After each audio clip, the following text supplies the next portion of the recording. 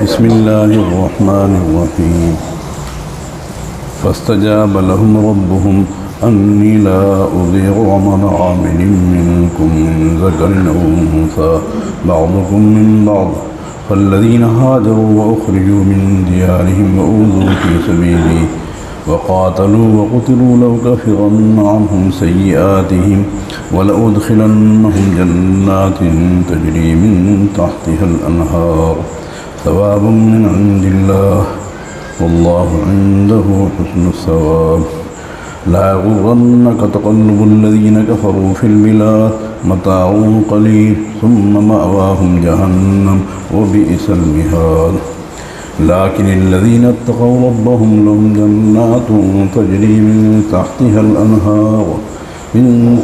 الأنهار خالدين فيها نزلا من عند الله وما عند الله خير للأبرار وإن من أهل الكتاب لمن يؤمن بالله وما أنزل إليكم وما أنزل إليهم خاشعين لله لا يشترون بآيات الله ثمنا قليلا أولئك لهم أجرهم عند ربهم إن الله سريع الحساب يا أيها الذين آمنوا اصبروا وصابروا ورابطوا واتقوا الله لعلكم تفلحون صدق اللہ العظیم۔ اوپر کچھ دعائیں ذکر کی گئی تھی۔ ربنا انک من تدخل النار فقد اخزیتہ وما للظالمین من انصار۔ اے ہمارے رب، جس کو آپ نے جہنم میں داخل کر دیا آپ نے اس کو رسوا کر دیا اور ظالمین کا کوئی مددگار نہیں ہے۔ اس کے بعد دعا تھی ربنا اننا سمعنا منادیا، اے ہمارے رب، ہم نے آپ کے منادی کی پکار کو سن لیا ہے، جو ایمان لانے کی دعوت دے رہے ہیں آپ کے منادی، ہم نے ان کی آواز کو سن لیا ہے۔ اے اللہ، ہم ایمان لے آئے تو آپ ہماری مغفرت کر دیں، ہمارے گناہوں کو معاف کر دیں، ہماری سیئات کو مٹا دیں اور ہمارا حشر نیک لوگوں کے ساتھ فرمائیں۔ تیسری دعا ہے ربنا وآتنا ما وعدتنا علی رسلک، اے اللہ، جو آپ نے ہمارے لیے وعدے کیے ہیں اپنے رسول پاک کی زبان پر، وہ پورا کر دیجیے اور ہمیں قیامت کی رسوا نہ کیجیے، اور بے شک آپ وعدہ خلافی نہیں کرتے۔ یہ دعائیں اللہ سبحانہ و تعالیٰ نے ہمیں سکھائی ہیں، تو باری تعالیٰ فرما رہے ہیں کہ جو دعائیں تم نے مانگی ہیں ہم نے ان کو قبول کر لیا ہے۔ اللہ اپنے فضل سے ہم سب کے حق میں ان دعاؤں کو قبول فرما لے، اور سب سے اہم چیز یہ ہے اللہ ہمارے ایمان کو قبول فرما لے اور ہمیں میدان حشر کی رسوائی سے بچائے۔ ایسی رسوائی میدان حشر میں ہوگی کہ آدمی اس رسوائی کو دیکھ کر تمنا کرے گا کہ اس سے چھڑ جاؤں، چاہے میں جہنم میں پھینک دیا جاؤں۔ اللہ اپنے فضل سے ہم سب کو رسوائی سے محفوظ فرمائے۔ دنیاوی رسوائی اگر کسی کے لیے خدا نہ کرے پیش آ جاتی ہے تو بیچارہ چھپا چھپا پھرتا ہے، گھر میں گھسا رہتا ہے، بازاروں میں آنے کی ہمت ہی نہیں کرتا ہے، کسی سے ملاقات کا اس کا حوصلہ ختم ہو جاتا ہے۔ جب دنیا کی رسوائی کا یہ حال ہے، اللہ سبحانہ و تعالیٰ کے یہاں رسوائی کا کیا عالم ہوگا۔ اللہ اپنے فضل سے ہم سب کی حفاظت فرمائے، اور جیسے ہمیں اللہ نے دنیا میں عزتیں دے رکھی ہیں، آخرت میں بھی ہمارے لیے عزتوں کے فیصلے فرمائے۔ مگر یاد رکھیں، عزت ملے گی اللہ کے نبی کے طریقہ اختیار کرنے پر۔ اللہ کے نبی کا طریقہ زندگی میں آئے گا تو یہاں بھی عزت ملے گی اور آخرت میں بھی انشاءاللہ عزت ہی عزت ہوگی۔ اللہ ہمیں نبی کے طریقے کو اپنانے کی توفیق عطا فرمائے۔ فاستجاب لهم، اللہ خود کہہ رہے ہیں فاستجاب لهم ربهم، قبول کر لی اللہ نے، قبول کر لی ان کے لیے ان کے رب نے دعائیں جو اللہ مانگی تھی اپنے رب سے مومنین نے۔ اللہ فرما رہے ہیں ان کے رب نے ان کے لیے دعائیں قبول کر لی۔ کیا؟ انی لا اضیع عمل عامل منکم، من عمل کرنے والے کے عمل کو ہم ضائع نہیں کریں گے، چاہے مرد والا مردوں کا عمل ہو چاہے عورتوں کا عمل ہو، ہمارے یہاں کسی کا عمل ضائع نہیں ہوتا ہے۔ اللہ نے کئی جگہ فرمایا ہے ان اللہ لا یضیع اجر المحسنین، اللہ کام کرنے والوں کے اجر کو ضائع نہیں کرتے ہیں۔ آپ اندازہ لگا لیں، کوئی آدمی ٹھیکیدار ہوتا ہے یا کوئی اپنے گھر میں کام کرانے والا ہوتا ہے، کھیت میں کام کرانے والا ہوتا ہے. جو شریف آدمی ہوتا ہے وہ کوشش کرتا ہے میرے مزدور میرے ساتھ خوش رہے، اور اس کی مزدوری خوب پہلے دینے کی کوشش کرتا ہے. تو اللہ سبحانہ و تعالیٰ تو اکرم الاکرمین ہے، وہ اپنے لیے کام کرنے والوں کیسے ضائع کر سکتے ہیں. جو ان کی مزدوریاں ہیں اللہ سبحانہ و تعالیٰ پورا پورا عطا فرمائیں گے. اللہ ہم سب کے لیے پورا پورا ملنے کا فیصلہ فرما دیں. قبول کر لیا ان کے رب نے ان کے لیے کہ نہیں ضائع کروں گا میں کسی عمل کرنے والے کے عمل کو، تم میں سے مذکر کی طرف سے عمل ہو یا مؤنث کی طرف سے عمل، مرد کی طرف سے عمل ہو یا عورت کی طرف سے عمل ہو، ہر ایک کے عمل کو اللہ قبول فرمائیں گے. وہاں کوئی بھید بھاؤ نہیں ہوگا. بعضکم، اللہ فرما رہے تمہارا بعض بعض سے ہے. بیٹا باپ سے پیدا ہوا ہے، اس کا باپ اس کے دادا سے پیدا، اس کا دادا پر دادا سے پیدا ہوا ہے. سلسلہ کہاں تک پہنچ رہا ہے؟ آدم علیہ السلام تک پہنچ رہا ہے. تمہارا بعض بعض، جب تمہارا بعض بعض ہے تو آپس میں محبت پیار سے رہو، فساد اور اختلاف آپس میں نہ پیدا کرو. بعضکم بعض، تمہارا بعض بعض کے.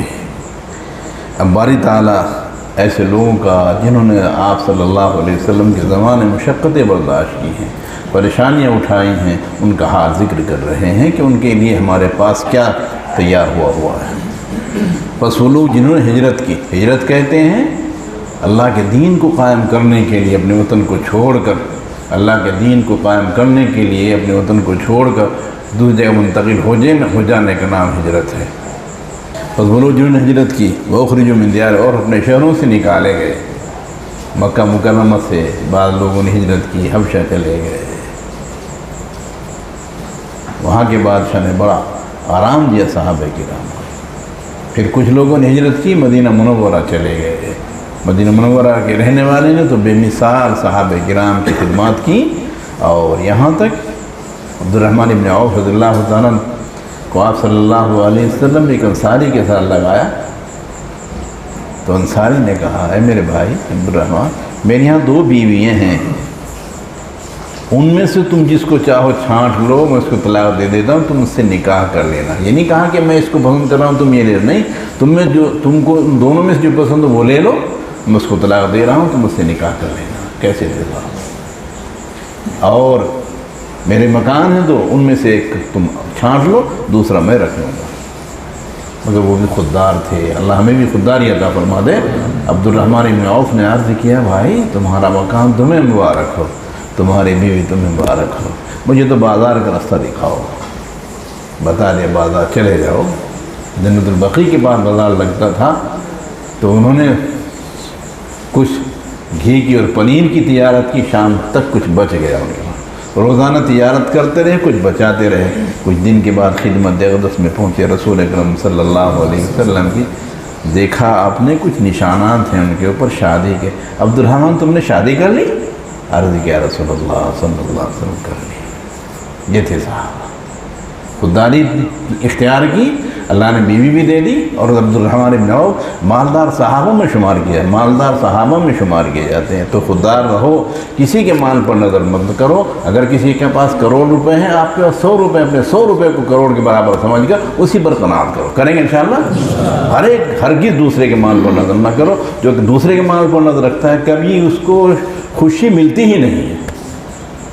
وہ اس کی فکر میں رہتا ہے، وہ اس کا کروڑ روپے تو کچھ بھی نہیں. نہیں، یہ سمجھو میرا ایک 100 روپے ہے، یہ میرے پاس کروڑ روپے سے اعلیٰ اور افضل ہے. میرے لیے تو یہی کروڑ روپے ہے. اور نکالے گئے اپنے گھروں سے، وہ صوفی سبیلی، اور میرے راستے میں تکلیفیں دیے گئے. میرے راستے میں کیسی تکلیفیں صحابہ کے نام کو دی گئی، تصور بھی نہیں ہوتا ہے. بلال حبشی رضی اللہ تعالیٰ عنہ کے اوپر انگارے رکھ دیے جاتے تھے، انگاروں پر لٹا دیا جاتا تھا، اور ان کے پسینے سے، ان کے خون سے وہ انگارے بجھتے تھے. ان کی زبان پر گرم لوہا کر کے زبان کو داغا جاتا تھا. یہ تو ایک کا حال ہے، اکثر صحابہ ایسے ہی ستائے گئے. اور میرے راستے میں تکلیف پہنچا گئے. وقاتل، انہوں نے قتال کیا، وہ قتل بھی کیے گئے، شہید بھی کیے گئے. اللہ اب دیکھو کیا بدلہ دے رہے ہیں ان کو جنہوں نے برداشت کیے. لَأُكَفِّرَنَّ عَنْهُمْ سَيِّئَاتِهِمْ، البتہ مٹائیں گے ہم ان سے ان کی سیئات کو، مٹا دیں گے گناہوں کو، ان کے نام اعمال سے ختم کر دیں گے. اللہ ہمیں بھی تکلیف برداشت کرنے کی توفیق عطا فرمانا. وَلَأُدْخِلَنَّهُمْ جَنَّاتٍ تَجْرِي، اور داخل کریں گے ہم ان کو ایسے باغوں میں جن کے نیچے سے نہریں جا رہی ہیں۔ اللہ فرماتے ہیں ثواب من عند اللہ، اللہ کی طرف سے بدلہ ہے ان کے لیے، اور اللہ کے پاس بہترین بدلہ، بولو ہے کہ نہیں بہترین بدلہ؟ حدیث پاک میں اعددت لعبادی الصالحین ما لا عین رأت ولا اذن سمعت ولا خطر علی قلب بشر، میں نے اپنے ایک بندوں کے لیے ایسی نعمتیں تیار کر رکھی ہیں جن کو نہ کسی آنکھ نے دیکھا ہے، نہ کسی کان نے سنا ہے، نہ کسی کے دل میں ان کا وسوسہ تک آیا۔ خیال رکھیں ایسی نعمتیں اللہ نے تیار کر رکھی۔ ایک حور اپنی اوڑھنی کا ایک کنارہ اگر زمین پر ظاہر کر رہے، ساری چیزیں اس کے سامنے پھیکی ہو جائیں گی، ساری چیزیں پھیکی ہو جائیں گی۔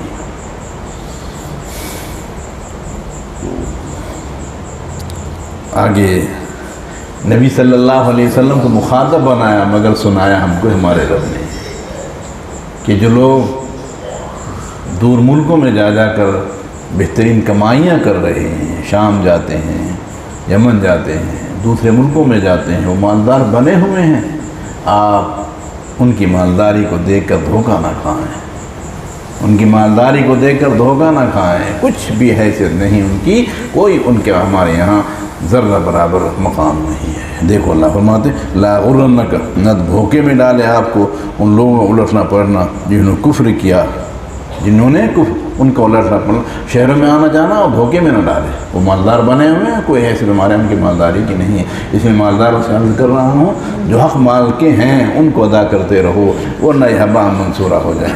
مالوں کے حق ادا کرتے رہے، انشاءاللہ اس میں دوام آئے گا، استمرار آئے گا، باقی رہیں گے۔ مالوں کے حق ادا نہیں کیے تو کوئی ذمہ داری نہیں ہے۔ میں نے ایک واقعہ سنایا تھا جمعے میں، ایک موبائل میں ایک آدمی بول رہے ہیں، ایک آدمی کہ یہاں تجارت کرتا تھا، بیچارہ دکان کرتا تھا، مگر اس کو کچھ گھاٹا ہی ہوتا جا رہا تھا، پریشان تھا۔ تو اس سے کسی نے کہا بھائی نیشا پور میں وزرور ہے تو ان سے مل لو، دعا کرا لو، کوئی وظیفہ بتا دیں گے۔ تو ان کے پاس کہ حضرت میری دکان بڑی پھیکی ہے، پڑی ہوئی ہے، کچھ بھی نہیں ہے، نقصان ہو رہا ہے، مجھے کچھ بتائیں، دعا کریں گے۔ تو انہوں نے کہا بھائی ایک وظیفہ ہوتا ہے کم نہ توڑنا، کم نہ ناپنا، نہ کم توڑنا نہ کم ناپنا، بس یہ کہا، نہ کوئی تسبیح بتائی نہ کچھ بتایا۔ اب وہ بیچارہ سوچا کیسے کہوں، تو اس نے ایک کام کیا، کیسے حوصلے کا کام کیا، وہ ان بزرگ کی توجہ ہی سے یاد رکھو۔ انہوں نے کہا کہ بھائی اپنی دکان میں اپنے آپ تولنا بند کر دیا، گاہک آتے ان سے پیسے لیتے، لے جا بھائی خود تولو، 10 روپے کا اتنا ہے تول کر لے جاؤ، 1 پاؤ ہے آدھا کلو لے جاؤ تول کر۔ وہ لے جاتے رہے، ظاہر ہے کہ اپنے آپ تولے گا تو کم تولے گا، زیادہ تولے گا بھائی، وہ بولا زیادہ تولے گا، اب لے جاتے رہے، لیکن کوئی پرواہ نہیں کرتا تھا۔ وہ اللہ نے اتنا مالدار بنایا، اتنا مالدار بنایا کہ بٹے بھی اس کے سونے کے ہو گئے، کلو 2 کلو 1 پاؤ کے بٹے سونے کے، سارے بٹے سونے کے۔ تو سوچا بھائی جس اللہ والے کے وظیفے سے، جس اللہ والے کی نصیحت پر عمل کرنے سے اللہ نے مجھے اتنا بنایا، کم سے کم انہیں اطلاع تو کر دوں۔ تو وہاں گیا، حضرت اللہ نے میرا کاروبار اتنا بنایا کہ میرے پاس بٹے بھی سونے کے ہو گئے۔ تو اللہ والوں نے کہا کہ ان سونے کے بٹوں کو دریا میں پھینک دے، ان سونے کے بٹوں کو دریا میں پھینک دے۔ وہ سوچ رہا میں نصیحت پر عمل کو نقصان ہو رہا ہے، لیکن پکا ہو گیا، تو ہمارے جیسا کچا نہیں تھا۔ پیروں کے یہاں گیا سنے ہو تو کہتے ہیں ان کا دماغ خراب ہو گیا، بڈھے ہو گئے تو انہیں نہیں پتہ رہا، سارے بٹے بیچ میں پھینک دیے۔ کیونکہ جماعت گزر رہی تھی، کچھ لوگ گزر رہے تھے، برابر میں دیکھا وہ کنارے پہ ریت کے اندر سے وہ تھوڑے تھوڑے ظاہر ہو رہے، انہوں نے ہٹا کر جو دیکھا ریت کہ وہ سونے کے بٹے، مشہور ہو ہی گیا تھا کہ سونے کے بٹے فلاں آدمی کے ہیں، تو جا کے اس کو دے دیے۔ تعجب میں پڑے، میں نے بیچ میں ڈالے، نکل گئے کہاں ہے سونے۔ پھر جا کر بتا حضرت سے کہ جی ایسا ہو گیا، کیا ہوا ہے؟ جو بات کی وہ سنانے کے لیے میں نے اتنا بڑا واقعہ سنایا۔ انہوں نے کہا بیٹا حلال کا جو پیسہ ہوتا ہے، حلال کی جو کمائی ہوتی ہے وہ ضائع ہی ہوا کرتی ہے، تو اپنی کمائی کو حلال بناؤ، مزدوروں کی مزدوری صحیح ادا کرو، اور سود کے پیسے سے بچو، پورے مال کی زکوٰۃ دینے کی فکر کرو اگر اپنے مال میں دوام استمرار چاہتے ہو، اور اگر ضائع کرنا چاہتے ہو تم کرو، تمہارا کام، ہمارا کام بتانا ہے، عمل کی توفیق اللہ کی طرف سے ملے گی۔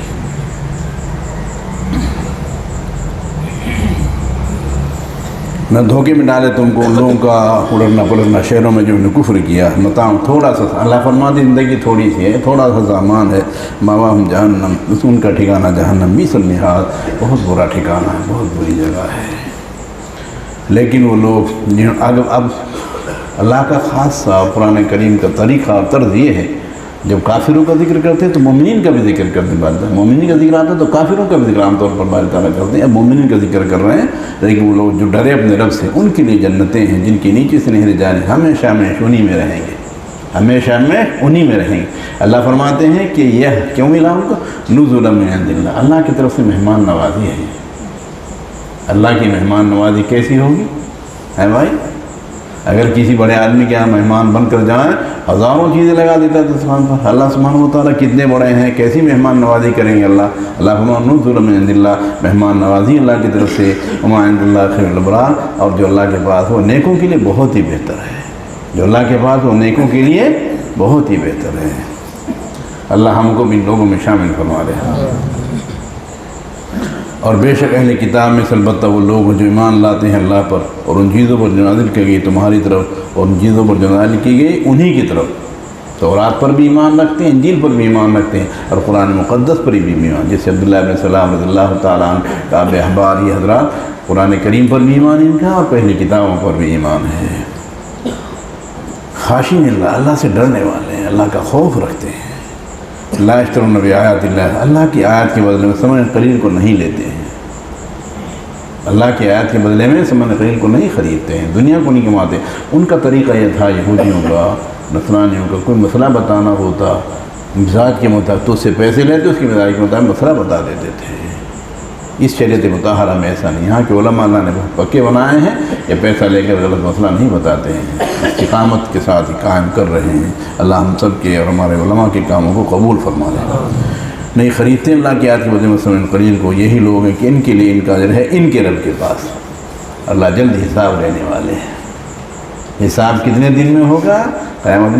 قیامت کا دن مقدار 50,000 سنہ، 50,000 سال کا دن ہوگا قیامت کا۔ کھڑے کھڑے کیا حال ہوگا، سوچے ذرا سا۔ وَلِمَنْ خَافَ مَقَامَ رَبِّهِ جَنَّةٌ، اللہ کے سامنے کھڑے دنیا میں ڈریں گے، اللہ جنتوں کا ہمارے لیے فیصلہ کریں گے، یہاں نہیں ڈریں گے، اللہ کا کوئی وعدہ نہیں۔